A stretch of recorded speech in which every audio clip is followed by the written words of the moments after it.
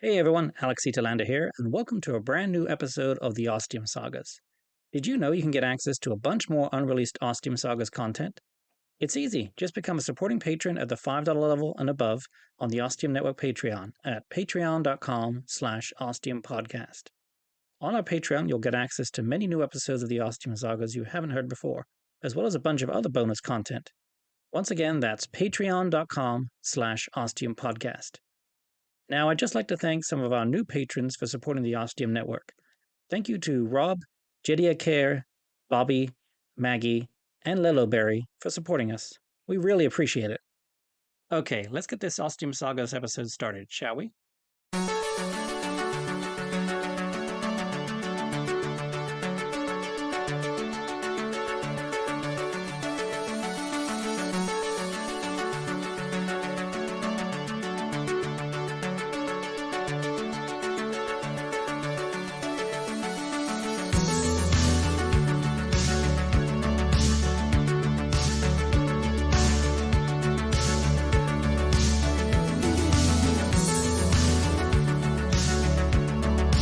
The Ostium Sagas.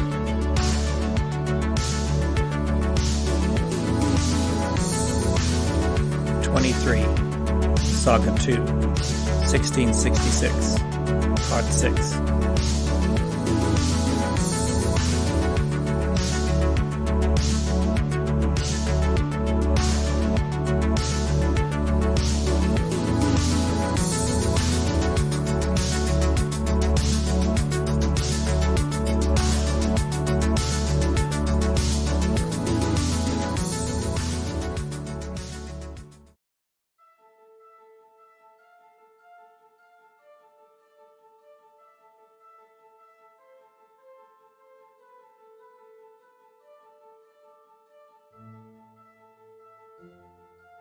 I stepped foot into the past, into a darkened alley, even though it was a clear, cold day with blue skies and a bright sun.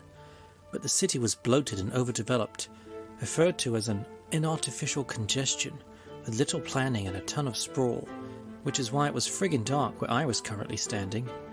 There was also a middle-aged woman puking her guts out not 10 feet away, while at the end of the alley was some dude taking a dump in broad daylight. Yeah, it was at the other end of the alley where there was plenty of light and visibility, so everyone, including myself, could see what he was doing in all of its gross detail. Yeah, that's how I knew I wasn't in the Ostium Network any longer, but now in London, in the year of our Lord, 1666. After the initial grossness, I got a strong jolt of excitement. I was actually here. The thing was, I had a ton of time. It was September 1st. The fire, according to the best records available from almost 500 years in the future, said the fire wasn't supposed to start until after midnight tomorrow night. So I spent the day trucking around the city. My hair was covered in a wrap and I kept my face covered up with a kerchief, mainly so people wouldn't stare at me because I was Chinese, but it also really helped with the smell. I'd been warned about it in many of the sources and documents I'd read, plus by teachers at the Ostium Network. Not to mention my wonderful introduction to the city with the first two people I saw. It was still worse than I thought it was going to be.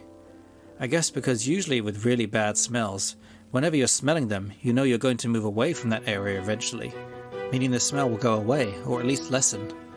No such luck here in good old stinky London. I tried heading down to the dock area by the Thames, thinking if I got closer to water it might not smell as bad. No such damn luck. I won't say it smelled worse necessarily, but it still just smelled really bad, with a different cocktail of scents. Now, in addition to fish, we had a variety of rotting fish and other sea creatures long dead and heated to putrefaction in the sun. There were all the usual smells associated with boats. I guess there was some river scents too, but for the life of me I couldn't smell them. As I looked into the water of the Thames, it was like looking at a thick quagmire filled with all things dirty and rotting.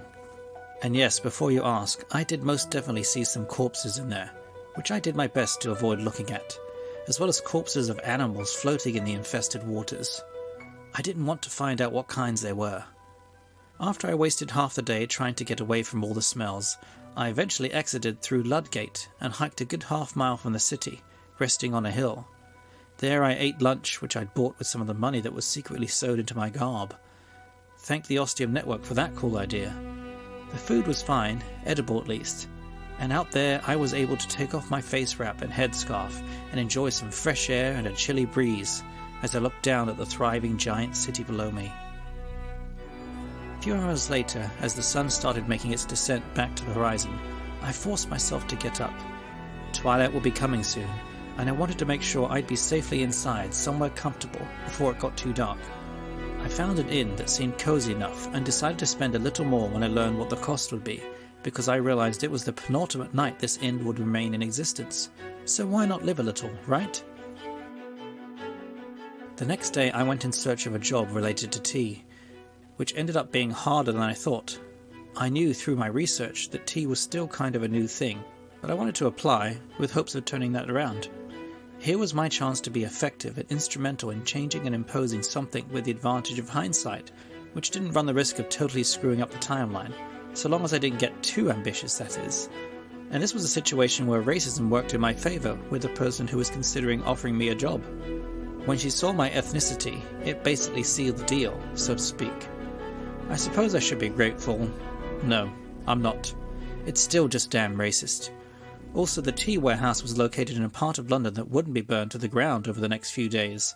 That was also an important consideration. I told them I'd show up bright and early tomorrow morning, even though I was pretty sure they'd soon have a very hot item to keep them concerned with.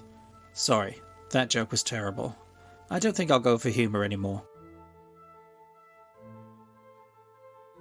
As night came on, I enjoyed a good final dinner at the inn, packed up the few belongings I'd begun accumulating and paid them for a night's stay, even though I wouldn't be staying here tonight. And in a day or two, no one would be. When the watch called 10 of the clock, I made my way down to the River Thames once again, and went in search of Pudding Lane. It didn't take long, and by then it was closing in on 11 o'clock. I found a good hidden spot by the bakery, and huddled down to wait for the last hour before the fire would begin. So far the records had been accurate. There was no sign of smoke or fire at the moment, so I suppose time would literally tell.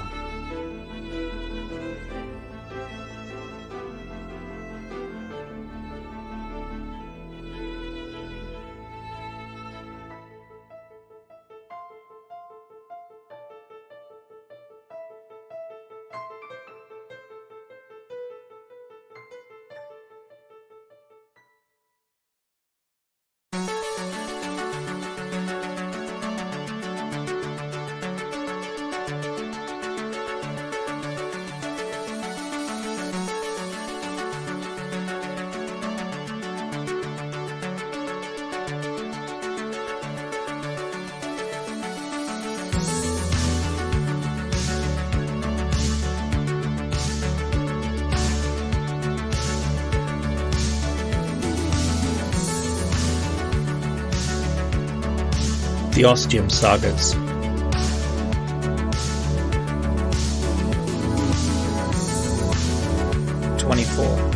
Saga II, 1666, Part 7.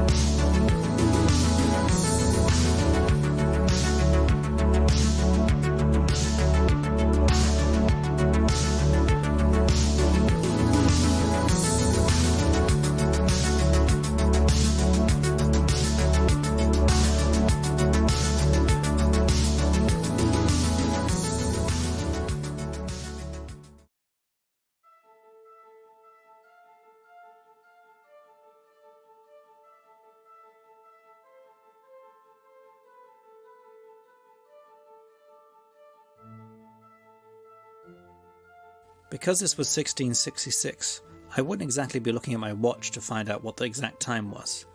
The best approximation I had were the bells ringing and the calls for the hour and the half hour, and my best guess at how much time had passed since I'd heard any ringing.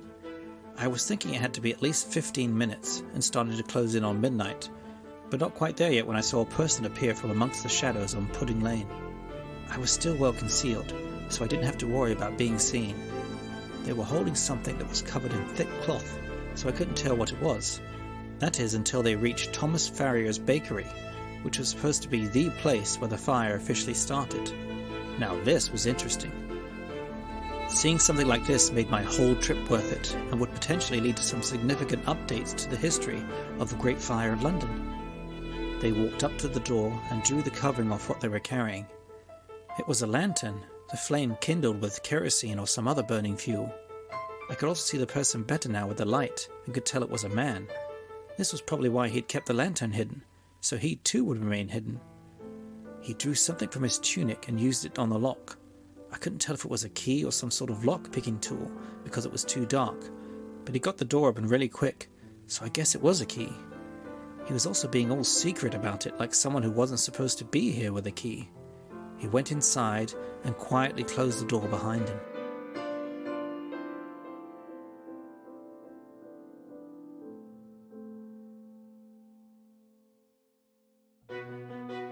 Okay, so what the hell was I supposed to do now? Well, I knew the rational part of me was saying to just stay put and watch the Great Fire of London get started, possibly by this complete stranger that history knew nothing about. Another part of me wanted to investigate and find out what he was doing, again for history's sake, so we could get the facts right and update the history sources. And the one last part of me wanted to storm in on his ass and find out what the hell he thought he was doing, because he was clearly a shifty dude up to no good, and it pissed me off. So I counted to 60, slowly, then got up from my hiding spot and made my legs walk over to the bakery. There was one window all dirty and blackened, and I couldn't make out anything inside, which was probably good, because it meant the guy couldn't see me on the outside either. I knew the guy hadn't locked the door, so I grabbed the heavy iron handle and ever so slowly turned it, trying to be as quiet as possible, which was pretty much impossible with 17th century iron, but I still thought I did a good job. When I had pulled it all the way down and was relatively sure the guy hadn't been watching the door and seen the handle turned down, or he would have been ripping the door open to find out who I thought I was. What if he had seen and was now waiting on the other side of the door for me to open it and then clobber me or whatever? I gulped and held my breath as I inched the door open. There was some creaking, but still kinda quiet all things considered. I opened it a little wider, then peeked my head in around it. The room was dark, meaning the guy wasn't there, but I could see a glow through a doorway, and that told me where he was. As I slipped inside, a harsh reality dawned on me that literally made me shiver.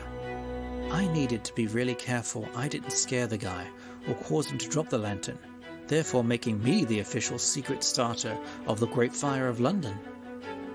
It took me longer than expected to cross the room because it was dark and full of darker machine-looking shapes that were used for baking.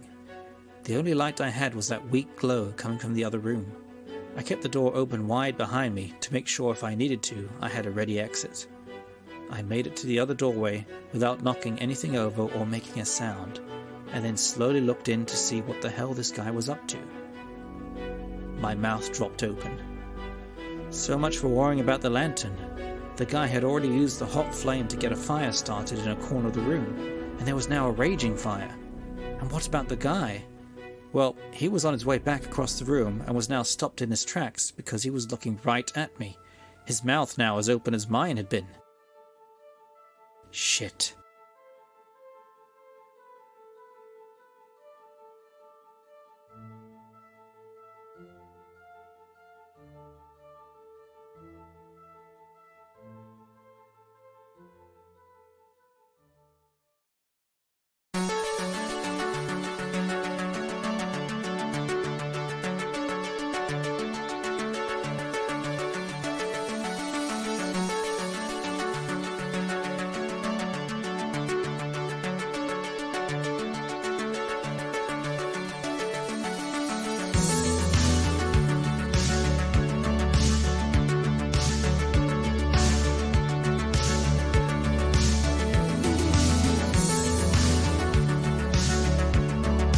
The Ostium Sagas.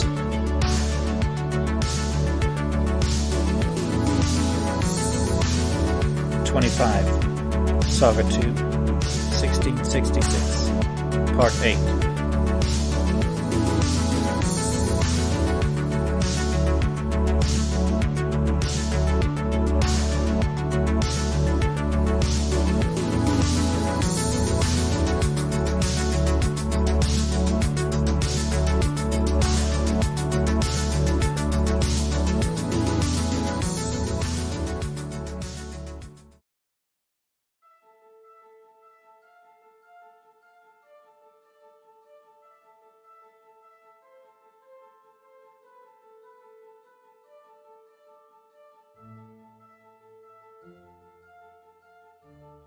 Did I mention I used to run track in high school?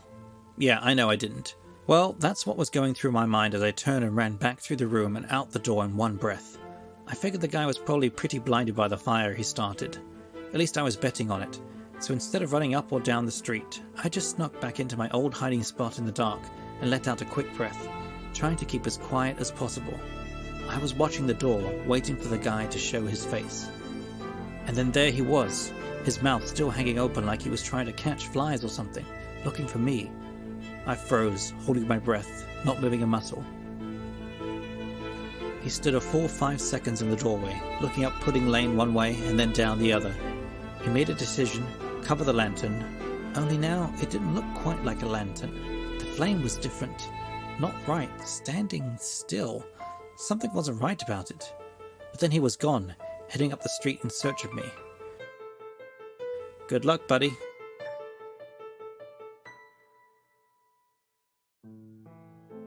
When I couldn't hear his footsteps anymore, I let out a long, shaky breath. What was I thinking, going in there like that? Still, I'd seen something that had never been known by the history sources. Then I realized and jumped up and ran for the door of the bakery, but the fire had already spread to the other room. But what about the people living here, upstairs? It said they survived the fire, that someone woke them or they woke up themselves.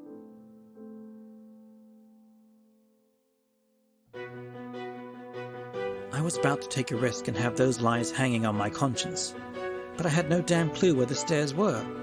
What was I supposed to do? Then a crazy thought occurred to me and I ran back out into Pudding Lane and grabbed a handful of rocks and stones, then looked up and saw the dirty outside of the upstairs window. I began firing the handful of projectiles at it, throwing harder with each rock, wanting to not just make plenty of noise but break the damn thing. On the fourth throw, I heard the smash of glass, and followed it with 2 more and more crashing of glass to make sure the occupants were good and awake. I could see yellow light showing through the dingy downstairs window. And then I got the heck out of Pudding Lane, as I didn't want to get caught by anyone. When I'd seen the guy heading up the street, part of me had wanted to follow him, to find out where he lived, where he was going, what he had planned for next, and probably, more importantly, who the hell he was. But I hadn't. Decided split second it was too damn risky. Also, I'd seen his face in the light, and after everything that had happened tonight, I was pretty sure I wouldn't be forgetting it anytime soon.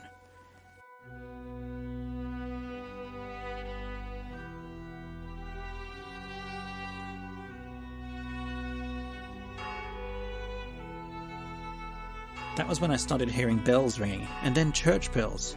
I guess I could have gone and offered help, but it would have been kind of like offering to bail out water on the Titanic when it was sinking. I could also go back to the inn where I'd be staying.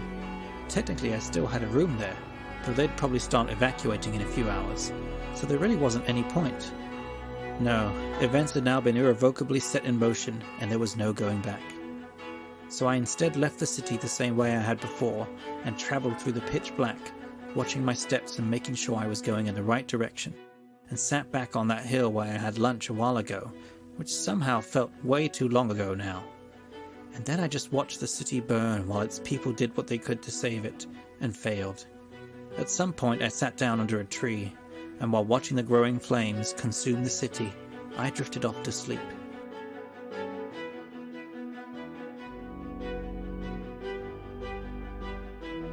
I spent most of the next few days in that same spot, going into town to get food and anything else I needed.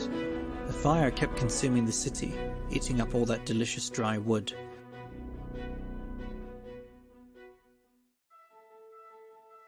It jumped the Fleet River and kept going west. It swarmed the docks along the Thames and made little work of London Bridge. I could go deep into the history of why they did such a shitty job of putting it out. I mean, yes, it was a raging fire in a city that was over 1,000 years old, but they could have at least contained it to certain areas and minimized the expansion. But the Lord Mayor really sucked at his job. The king offered to send in royal guards to help, but they weren't exactly seeing eye to eye, so he kept stalling.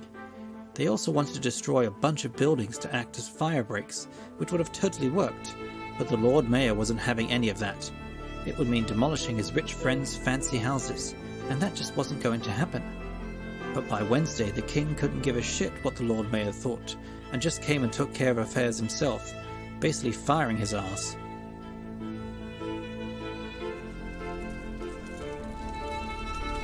I patiently waited through Wednesday, watching the fire consume more and more of the city. I had to move to other hills, higher up and farther away because of the immense amount of smoke and ash in the air. Plus I could also feel the heat from the rampaging inferno. As night set in on that Wednesday, I started getting scared for the first time. The roaring flames were lighting up the night for miles around like a mighty beacon. But shouldn't things be getting under control by now? They should be putting the fires out. It was supposed to be extinguished by Thursday. I didn't sleep that night, but just watched the conflagration rage on and consume more of London.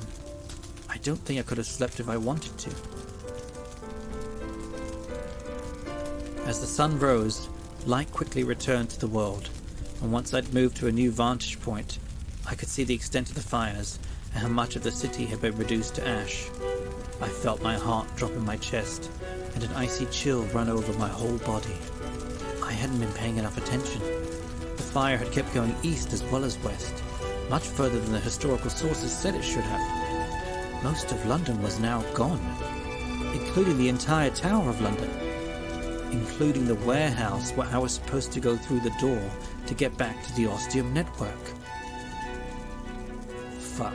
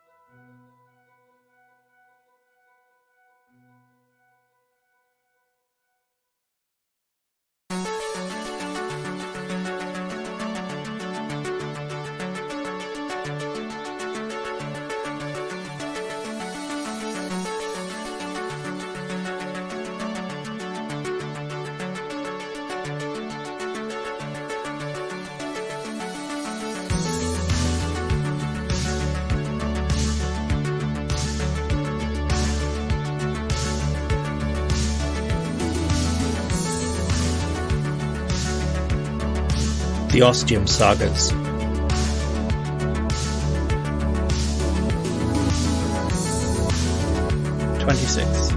Saga II, 1666, Part 9.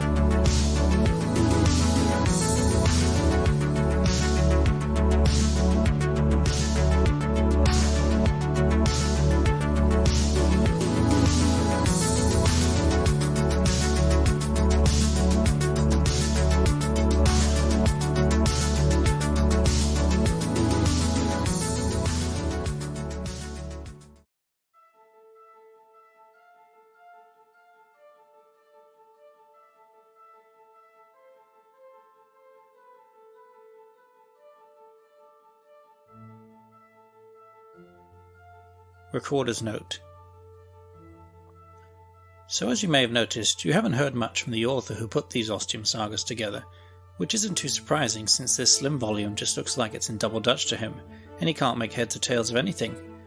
I, on the other hand, as per usual, have lots to say. I like to think I know something about the Great Fire of London, being a sort of local and all that. I mean, I did call the city home for a number of years, and I do remember it being called one of the more devastating events for the country, as well as the city. A lot of historic and important landmarks were turned into ash, including the renowned St. Paul's Cathedral. But as bad as it was, I recall from my reading it didn't raze the entire city by any means. I believe the terrible San Francisco earthquake of 1906 caused more damage, along with all the fires that were started. And I do remember clearly that the Tower of London was most definitely not burned or affected by the fire. It was all more the opposite side of the city. I think London Bridge burned, or at least part of it did. But when they finally put the fire out on that Thursday, there was still plenty of London left standing. So what's going on here exactly? And that's me legitimately asking the question, because at this point I haven't a bloody clue. It's something I'll just have to explore further in detail in the endnotes. Also, there's the little detail Dana Lee mentions about that guy starting the fire. Who's that bloke then? I hope we find out more. Okay, back to the Ostium Saga. Saga continues.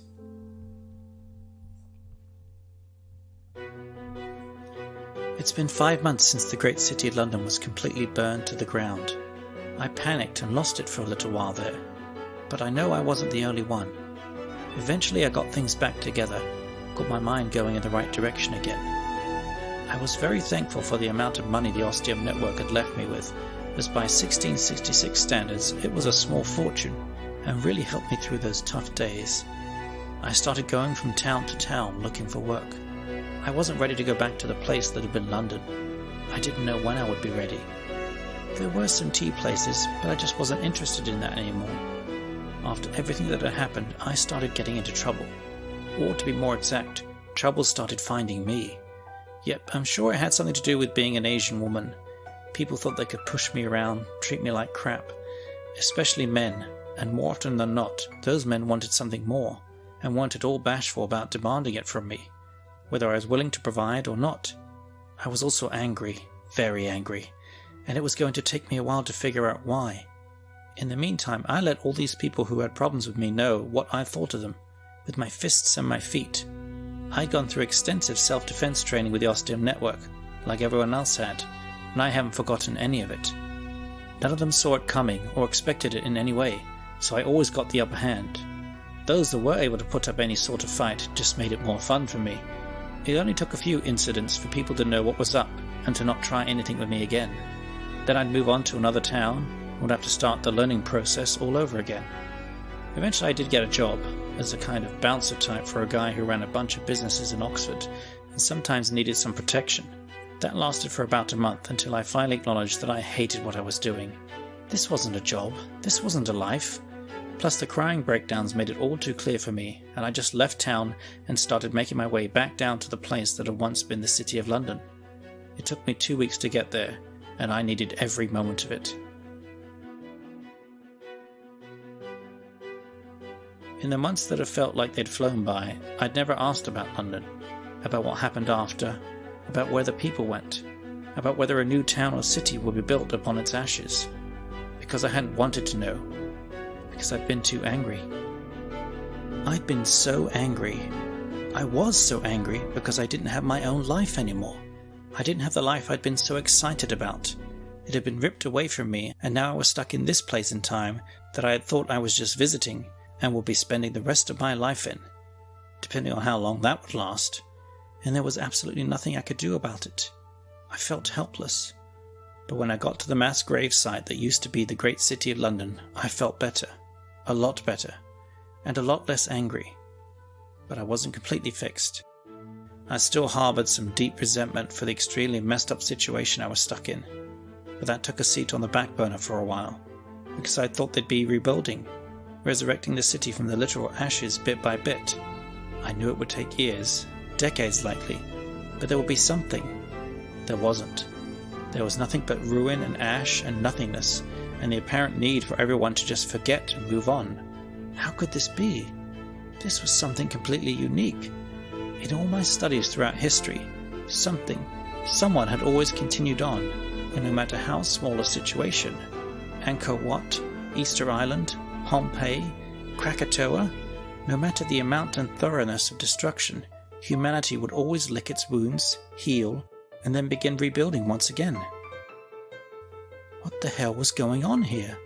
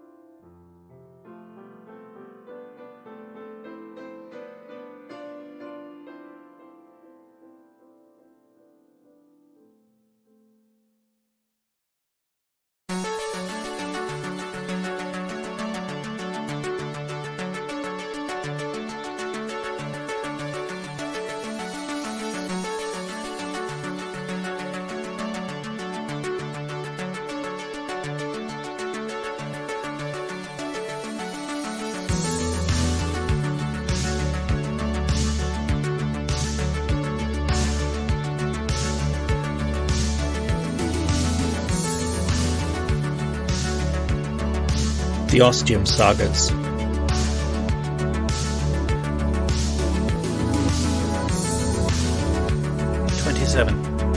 Saga II, 1666, Part 10.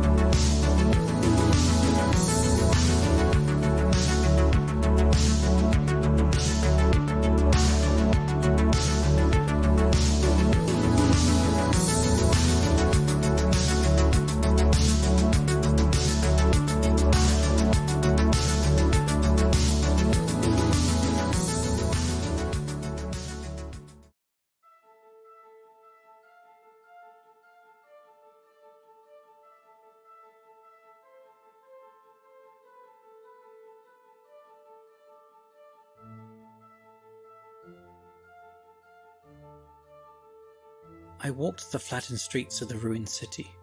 It really was like walking through a cemetery, although the graves weren't marked in any way, but you got the sense of what used to be there. There were some skeletons of framework, structures, some burnt husks of something that used to be something useful, something important to someone. And then there was the whole feel to the place. It felt like a mass grave, like visiting the site of what used to be a concentration camp. You could just feel that a lot of people had died here, lives lost, souls extinguished. There were even, as shocked as I was to see it, some spots that had a little smoke wafting up into the sky, others giving off heat.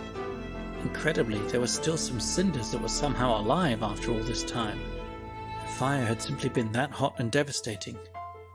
As I walked around the former city, I spotted a few other people digging through the ashes, searching the wreckage for anything of worth. The third person I saw, an elderly gentleman. I couldn't stop myself from asking if he knew why the ashes hadn't been cleared, why no rebuilding had begun yet, and if he knew when they would begin rebuilding the once so great city of London. And I said I had been far away for some time and had heard no news or updates. He said once the fires had been fully extinguished, which was a complete fortnight after the fires began, and even now some spots were still smoking, those that had fled and escaped soon discovered there was really nothing left.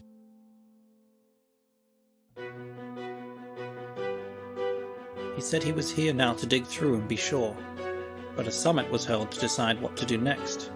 I asked whether the Lord Mayor was involved. The man's face grew sour. He said that the king had held that man personally responsible for the extent of the fires. If the Lord Mayor had done what the king had asked, there would still be a city left standing. He then said the king had ordered the Lord Mayor to be executed, which would have been conducted at the Tower of London, had it still been standing. The man was beheaded to loud and raucous cheers from the former Londoners.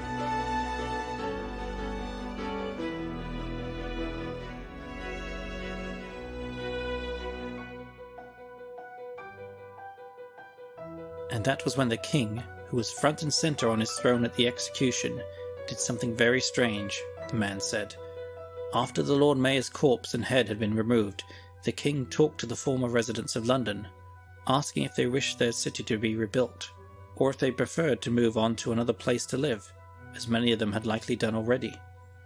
The man said he'd never heard of a king doing something like this, asking his subjects outright and respecting their choices whatever it might be. But he said it was unanimous, and he was completely shocked by it. No one wanted to return to the ashes of London and rebuild.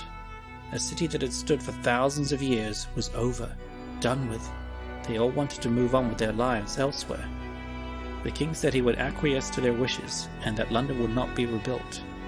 The capital and seat of government would move to Oxford. In time, a memorial would be erected for all those lost and to serve as a reminder of the devastation that happened, with the hopes of avoiding anything like this ever happening again. I thanked the man for all the information he'd supplied me, and then let him go about his business, while I set off with a particular destination in mind.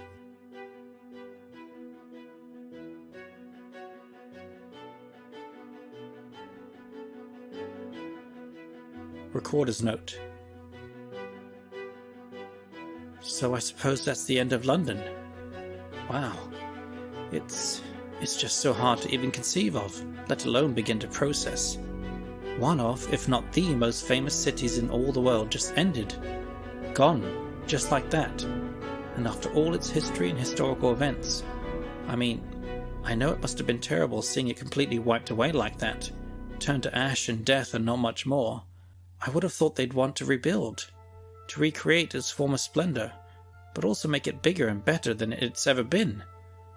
Of course, the end of London is not this reality, the one I currently reside in. It must be an alternate one of the tangents or other timelines. I think when I'm done with this, I might check in with Zhang and see if they know anything of this strange timeline where London no longer exists after 1666. And anything I learn, I'll be sure to include in my reporter's endnote to the Ostium Saga.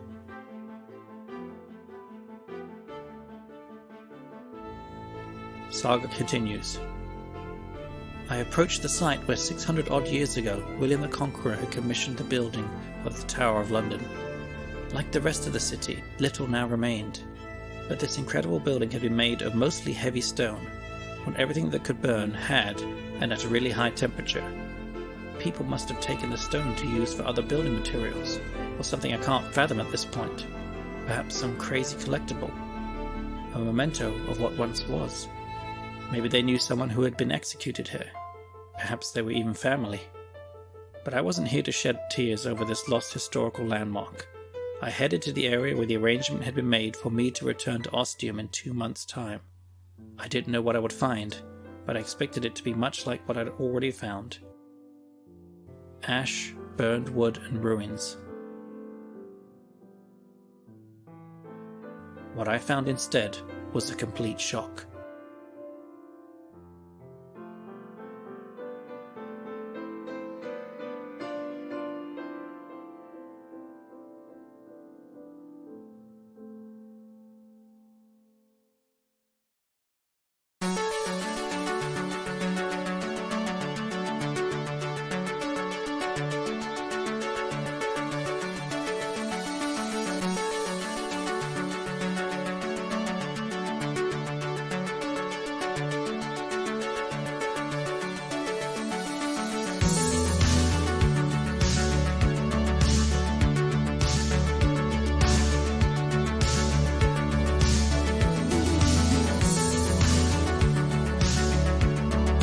The Ostium Sagas.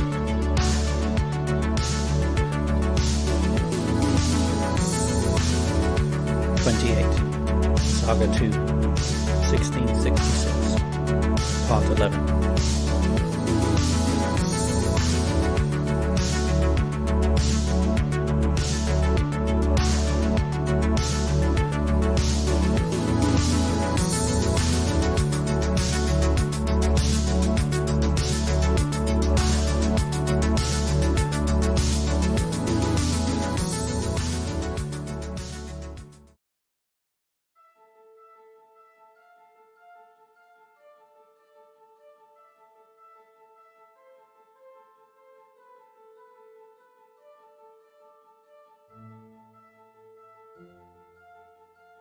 Sorry, that was a little misleading there, because there was plenty of ash and burned wood, and ruins as far as the eyes could see. The warehouse and the pre-scheduled door were no longer, not even any wooden skeletal remains or standing beams or pillars. All this I could tell from like 200 feet away. You might even be asking how I knew this was the exact spot where my return door was supposed to be when everything had been burned to the literal ground.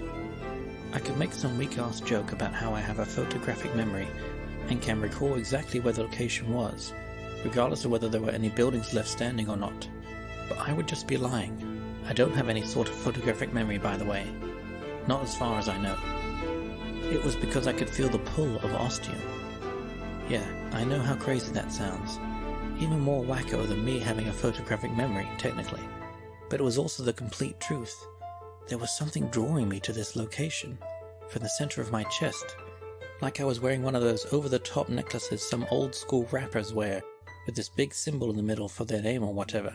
Only in my case, it wasn't a big letter, but a heavy magnet. And wherever the place the door had been was like this big heavy piece of iron, or another big magnet, and the poles were correctly aligned, and it was pulling me right to that spot. Yeah, that's pretty convoluted, I know, but like I said, it's the truth, and it's the only way I could think to describe it. As I got closer, it got stronger. And yes, if you're wondering how I was feeling at it all, I was terrified. but I'm writing this some 3 weeks after it happened, so I'm at least able to keep my cool now as I write about it. I'm sure you played that game a bunch of times when you were a kid with friends and family, where you were trying to find something and they would tell you if you were getting warmer or colder. That's what this was like for me. If the pull started to feel weaker, I changed direction a little, honing in on where it specifically was. And then it felt really strong, an almost uncomfortable feeling. I kept moving and felt it get a little weaker, so I'd obviously found ground zero for this Ostium door. Only there was no door anywhere in sight. Nothing but what I'd already mentioned. Lots of ash and burned wood, and a bunch of ruins. But I was still feeling this pulling effect, drawing me closer to something. I kneeled down and started digging through the ash and dirt, clearing away the rubble. And after a good 5 minutes, I reached the paving stones of what had once been the street. I started digging around the space, clearing away as much of the debris as I could. I found part of the foundation of what I guess had been the warehouse, which told me this was exactly where my return Ostium door was supposed to be. Only there was no door, of course. Nothing that I could use to pass through back to my time and the Ostium network. But this pull still remained, that force drawing me here. So there was something. It meant... well, I didn't really know what it meant, other than that I should return on the arranged day when I needed to. In the meantime, I decided to travel a bit, visiting other cities around England, including Bristol, Southampton and Bath. I even made it all the way to Cardiff in Wales, before I began making my way back to the former site of London. The money the Ostium network had provided continued to help, along with the wages I'd earned basically as a bouncer. I lived a simple, cheap life. I didn't need much, so little money went far. By the time I started on my way back, I still had plenty of savings. Of course, on my trek across southern England, I often ran into dudes wanting to rob me or do other things. But each time all they saw was a demure, defenseless woman, and landing that first punch in their shocked faces always felt great. The other thing I did while traveling was write this journal you are now reading, whoever you might be. Presumably someone related to the Ostium network, as you were able to break the code to the known cipher.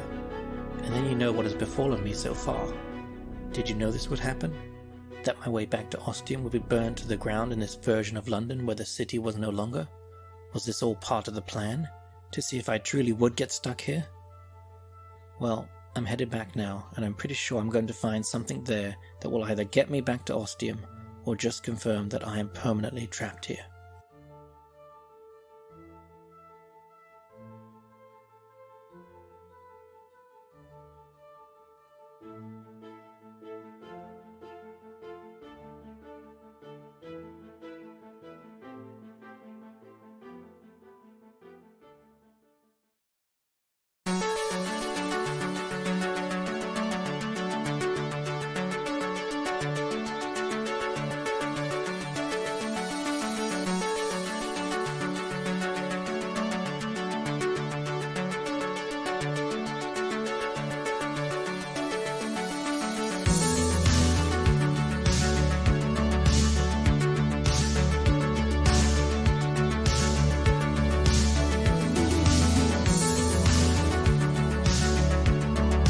The Ostium Sagas.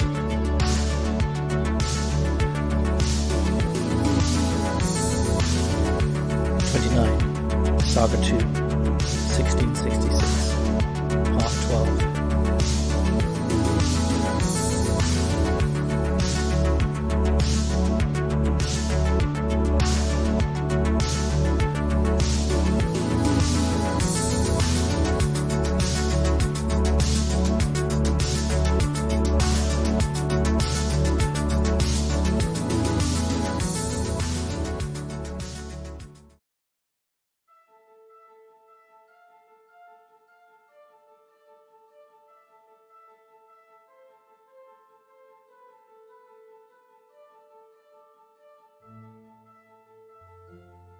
Recorder's note. The idea that the wankers at the Ostium network knew exactly what they were doing when they sent Dana Lee back to this alternate London, in an alternate England, in an alternate world from the one I'm currently living in, that London would cease to exist and she'd have no way of getting back to Ostium. Well, I'd say it all sounds extremely far-fetched and hard to believe. But again, this is the Ostium network we're talking about here, where the impossible and unbelievable is literally made very possible and definitely believable. But then, what was their goal in doing this? Why did they send her back there just to leave her there? Did they even know all that would happen? Was it random chance? Did they not know in this England the Great Fire would be so much more devastating? Dana seems to think they knew about it already, and I'm inclined to give her the benefit of the doubt, even if I don't really know what the endgame was in all this. But let's get back to the saga, shall we, and see if we can find out.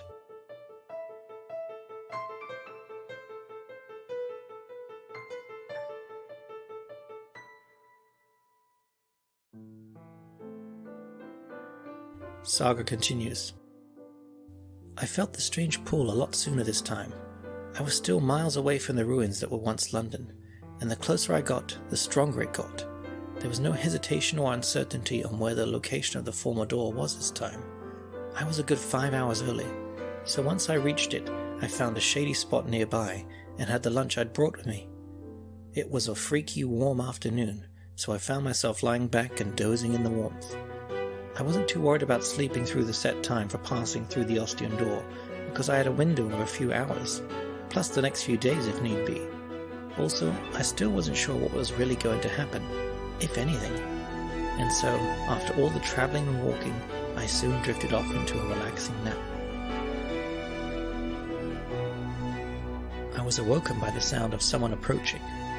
Because I was resting in a covered area, the person couldn't see me, but I could see him clearly, which was good because my mouth was hanging wide open in shock. It was the guy I followed into the bakery, the guy who started the Great Fire of London. I was beyond surprised and angry, and even a little scared, with no idea what the hell I was going to do. So for the time being, I kept quiet, wanting to see what he would do. He zeroed in on the epicenter where I was feeling the pull of the Ostium door. He apparently knew about it, somehow, or he at least felt it in some way, perhaps in the same way I did. Then he kneeled down and started digging into the ash and burnt wood chips and other little pieces of what used to be London. Before I left, I'd covered up and buried everything again, doing my best to leave it just like it was when I arrived, undisturbed. So it took him a while to reach the bottom. When he did, he sat back on his haunches, breathing heavily. His eyes were open wide. He held that position for a full minute, then moved forward. "Hold it right there, bud," I said. Yeah, not exactly correct diction and vocabulary for 17th century England. I kind of just reacted, but I also thought subconsciously that I knew exactly what I was going to say. He froze, then turned towards the sound, and his eyes somehow grew wider when he saw me coming out from my hiding place. Okay, so he did see me enough that night to recognize me. He seemed just as speechless as I was. Okay, time to go all in. I said 2 words to him. Ostium Network.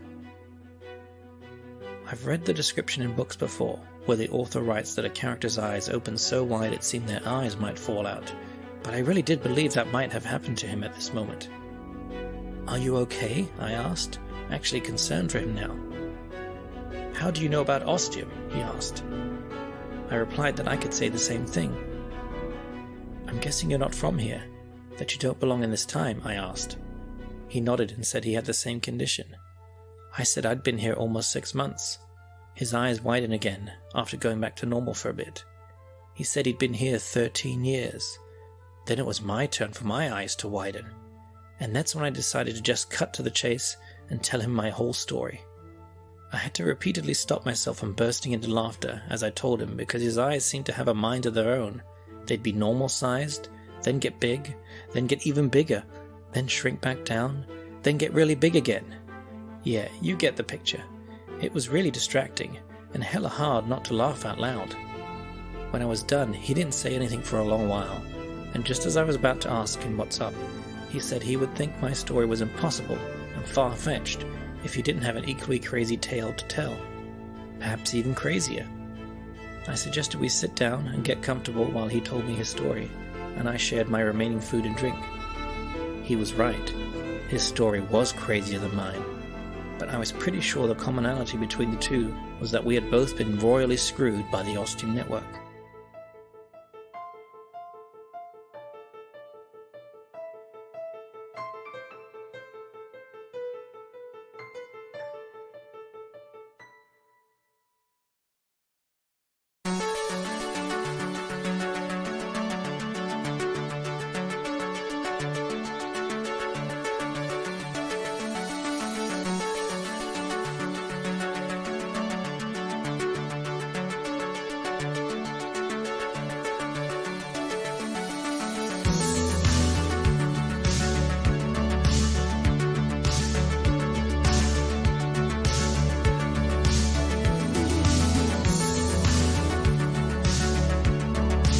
The Ostium Sagas.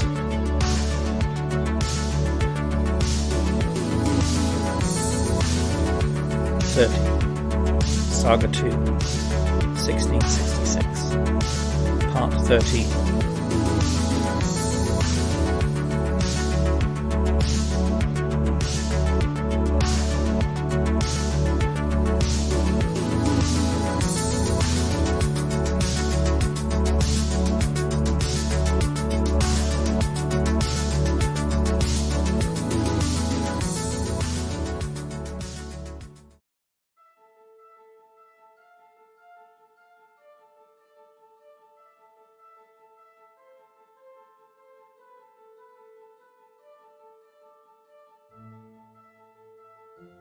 The date I chose to return was the 7th of June, 1753, the man said.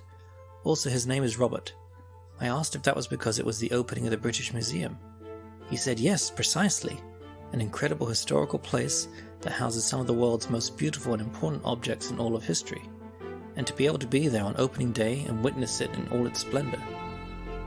What about the fact that most of the articles have been stolen from their original owners from all over the world? I asked. He grew red in the cheeks, knowing exactly what I was getting at. Yes, he said, you are completely correct. However, at the opening of the British Museum, there were far fewer stolen items, and more British items that rightfully belonged here. It would not be until the height of the swollen, infectious British Empire that so many unique items would be stolen from their original countries, whether clandestinely or by force. These were all his words. I already knew this about the British Museum, but I just wanted to make sure he did.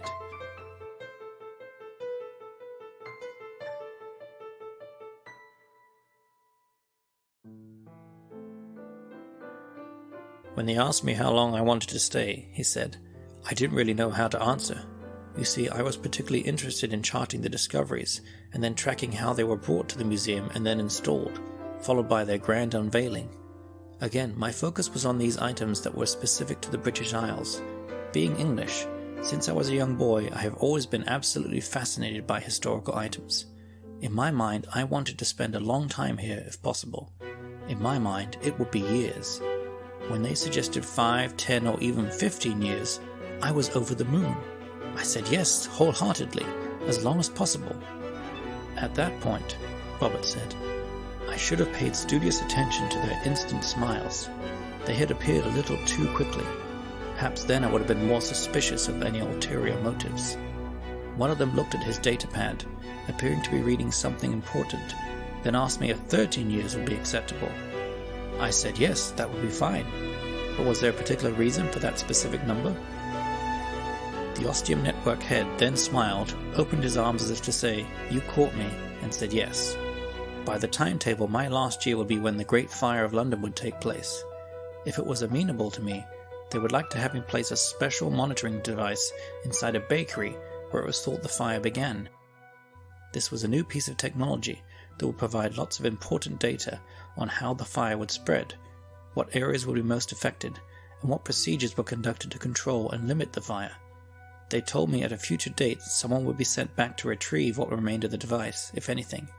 After the fire was out, I was to return to the city and enter through a specific door near the Tower of London and return to Ostium, and thence to the Ostium Network.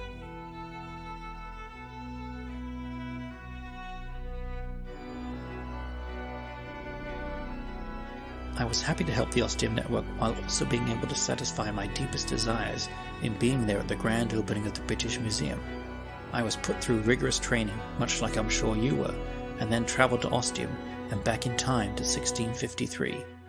10 years sounds like a long time to some, but for me it went by quite fast, I thought. I was able to fit into the culture and clientele of 17th century England with no problem. The Ostium Network had furnished me with enough money so that I could maintain the comfortable societal level of an aristocrat, and it was just grand seeing those rare artifacts discovered and brought to the museum. Before I really knew it, I was in my 13th year and had to begin my preparations for the night of the Great Fire. But I will say, if I am anything, I am a professional, and while I had enjoyed my time at the museum immensely, it was now time for my next duty, which I dispatched with aplomb, I must say. That is, until I pressed the hidden button to activate the device as the Ostium Network head had shown me. The item was disguised as a lantern, should someone discover it before the fire spread, and would in fact light if needed. However, once I'd activated it, it caused the liquid to spray around the room, including covering my person, and then dispatched a flame which caused an instant conflagration. I was beyond shocked, but also terrified, taking a number of steps back, not wanting to get burned or set on fire. Had this been the intention of the Ostium network? For my body to burn in the fire also? Was I to be simply collateral damage? As the fire quickly spread, I tried to leave, and that was when I saw you, and dashed after you into the street, where it was dark and I could barely see my hand in front of my face. The fire in the bakery had burned, pun very much intended, believe you me, after images on my retina, and so seeing in the dark street was very difficult. Once I saw you were gone and knew not which direction, I just ran, and ran, and ran. I waited days for the fire to diminish and to be put out, as I wished to return to the Ostium network as soon as possible and to find out what had gone wrong, but the fire kept growing and raging and consuming more of the city until there was nothing left. It was then that I fully realized my way back to my own time had been completely obliterated.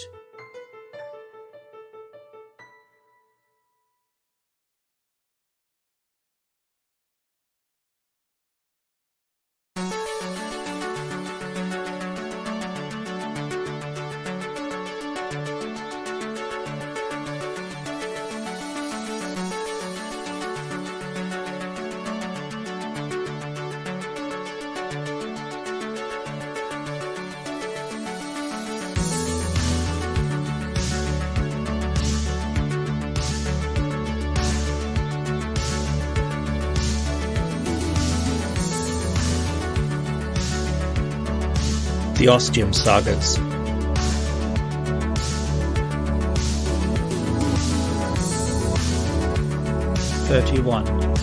Saga II, 1666, Part 14, the final part.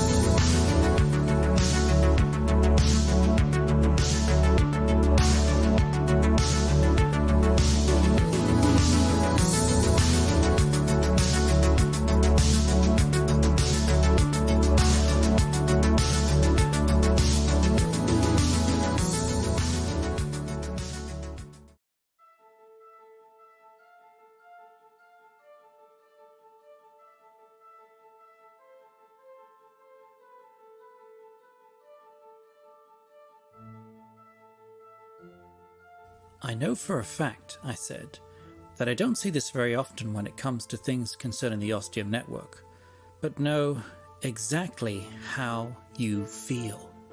So what did you do after everything had been burned to the ground?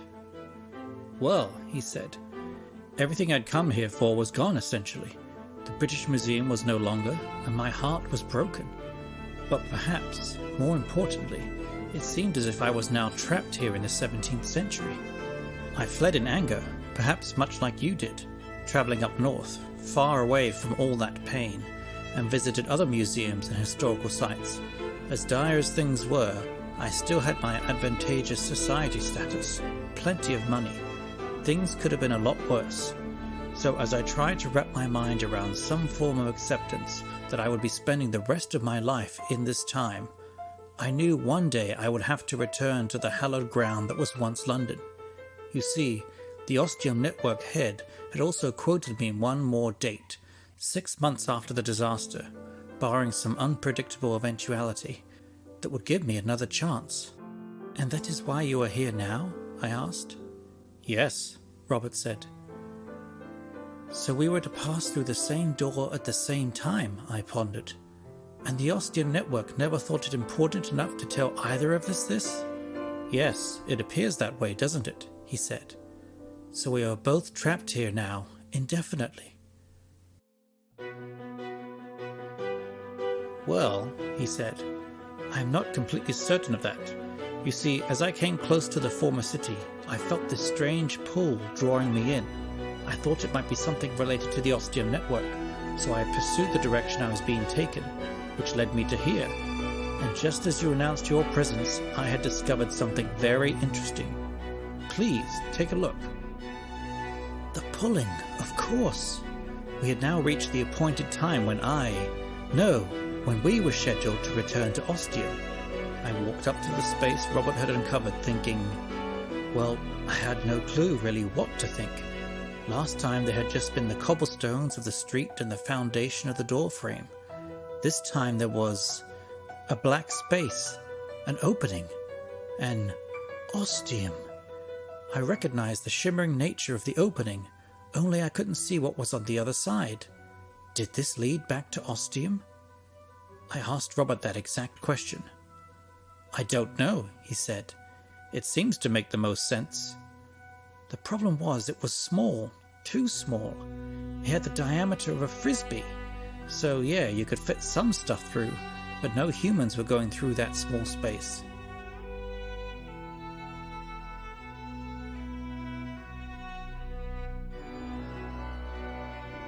The question, Robert asked, remains whether the Ostium door, if that is what it is, and I can't really believe it is anything else, will get any bigger.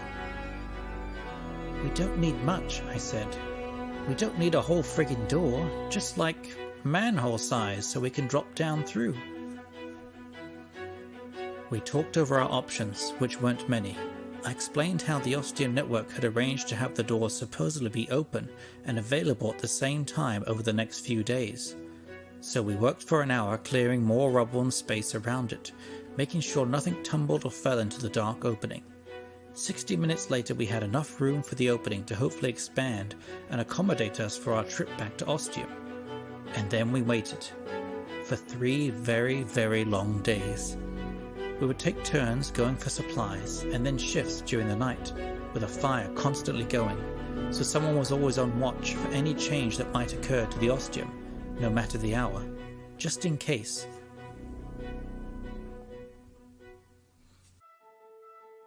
Sadly, there was no change over those days. We also thought it strange that the opening did not disappear when the allotted time ended, and then reappear when it began once more.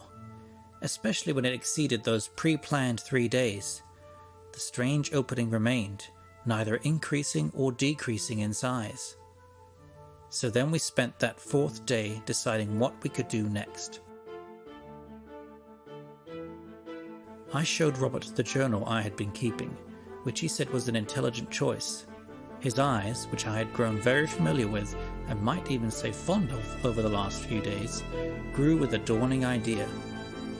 His eyes, which I had grown very familiar with, and might even say fond of over the last days, grew with a dawning idea. He said that while we would not be able to pass through the opening, it was large enough to accommodate the journal. As my lips formed the word to ask him why, my brain explained.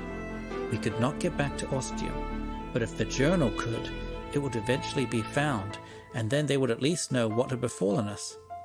Would it be cathartic for us to know that the Ostium network knew? Probably not, but it would be something.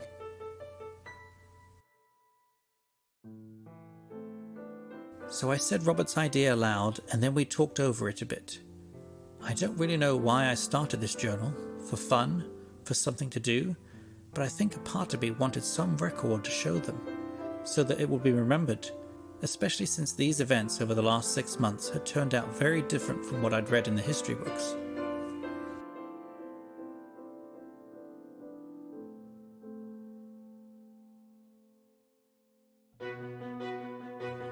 We didn't talk for long and were soon in agreement. Once I completed the last entry, the book would be closed and dropped through the opening. What would happen after that? Would the Ostium remain open? Or perhaps now that something had passed through it, it would close up forever, and that would be the end of that. Unfortunately, the reader of this journal will never truly know. Maybe I can leave a subtle clue somehow that will show up in some history book or other. You never know. As for Robert and I, well, we've been talking and have quickly, perhaps unsurprisingly, become good and close friends. We've got the whole world open to us, with a decent knowledge of the future on our side. We've been bouncing around the idea of going to America. Yes, a very different one to the country I was born and grew up in, but in that lies the adventure, I think. And Robert seems excited by the idea, so we shall just have to see.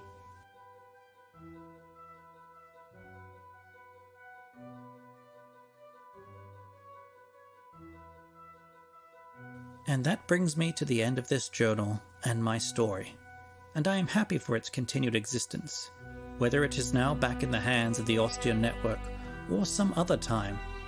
Much like the many stories from history I have read throughout my years, so my own story has become a part of history, and that makes me very happy. But then, isn't that all I could really ask for?